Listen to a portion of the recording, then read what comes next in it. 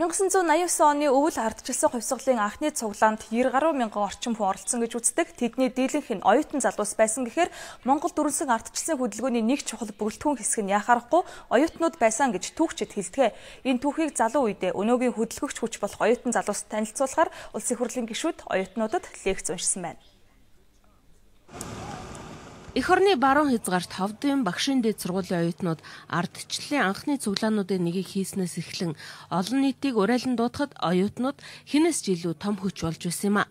Аливаа шинжлэлийн хөдөлгөгч хүч нь залуучууд тэр дундаа оюутнууд байдаг нь дэлхийн жишг энэлж ишгээр олон орон дүрэнсэн тэнцлийн магнад оюутнууд явж зарим нь амь насаараа ч хохирсон байдаг.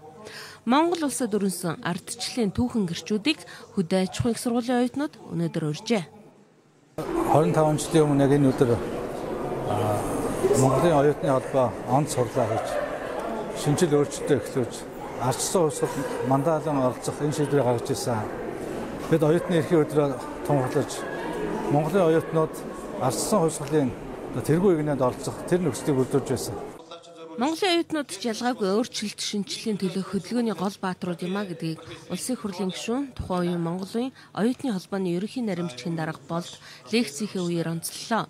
Монголын ардчлал өнөөдөр зарим талаар үнэт зүйлс ололт нь гажуудаж бодит аюулд өртөөд байгаа. За цаашид зас залруулах их зүйл байгаатай холбогдуулан ардчлалын 2 дахь давлгаа болох эдийн засгийн хувьсгалыг нэн даруй хийх хэрэгтэй байгаа гэж улсын хурлын гишүүн Болд лекцэндээ дурдж байсан юм а.